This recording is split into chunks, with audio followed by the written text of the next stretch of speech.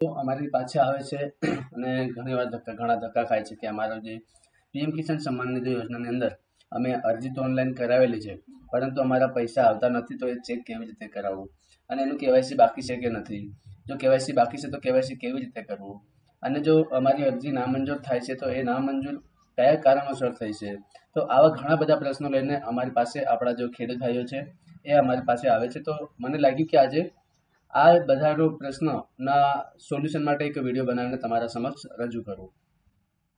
તો આજે આ વિડીયોની અંદર આપણે જાણવાના છીએ કે તમે જો ઓનલાઈન પીએમ કિસાન સન્માન નિધિ યોજનાની અંદર જો અરજી કરાવેલી છે તો એ અરજીનું તમે સ્ટેટસ કેવી રીતે ચેક કરી શકો, તમારી અરજી પાસ થયેલ છે કે નહીં, તમારી અરજીના જે પૈસા જો પાસ થઈ હોય તો તમારો જે સહાયની જે રકમ છે પીએમ કિસાન સન્માન નિધિ યોજના દ્વારા વાર્ષિક 6,000ની જે રકમ આપવામાં આવશે એના 3 હપ્તા એટલે કે દર 4 મહિને તમને 2,000 રૂપિયાનો હપ્તો જે મળે છે એ તમારા ખાતામાં આવે છે કે નથી આવતો, એ તમામ માહિતી આ વિડીયોની અંદર આપણે જોવાના છે.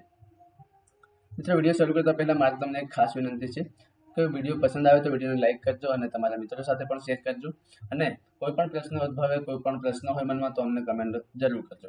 અને અમારી ચેનલ પર પહેલી વાર આ વિડીયો જોઈ રહ્યા હોય તો અમારી ચેનલને સબસ્ક્રાઇબ કરી નોટિફિકેશન બેલ આઇકોન પર ઓન કરી લેવું, જેથી કરીને આવી તમામ માહિતીના જે અમે વિડીયો અપલોડ કરીએ છીએ એ વિડીયોની નોટિફિકેશન તમને સૌથી પહેલાં મળે છે. ચલો આપણે વિડીયો શરૂ કરીએ. સૌથી પહેલાં તમારે એક જે સત્તાવાર વેબસાઇટ છે, જે ગવર્મેન્ટ દ્વારા જે વેબસાઇટ લોન્ચ કરેલી છે, તો આ જે વેબસાઇટનું નામ છે pmkisan.gov.in. આ વેબસાઇટની જે લિંક છે એ તમને યુટ્યુબ ડિસ્ક્રિપ્શનની અંદર પણ મળી જશે. તો આ લિંક તમારે ઓપન કરવાની છે. તમે આ લિંક ઓપન કરશો એટલે તમને ઘણા બધા ઓપ્શન જોવા મળશે. તો સૌથી પહેલાં તો તમારે તમારું જે પીએમ કિસાનની જે તમે અરજી કરી છે એનું સ્ટેટસ ચેક કરવાનું રહેશે.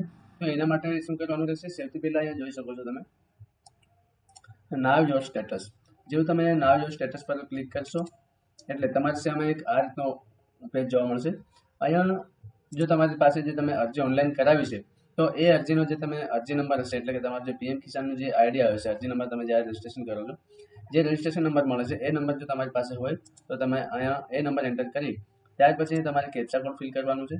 કેપ્ચા કોડ ફિલ કરીને તમે ગેટ ઓટીપી પર ક્લિક કરશો એટલે તમારી જે અરજી સમયે જે તમે નંબર આપ્યો હશે એ મોબાઈલ નંબરની અંદર એક ઓટીપી જશે, અને એ ઓટીપીના માધ્યમથી તમે તમારું સ્ટેટસ ચેક કરી શકશો.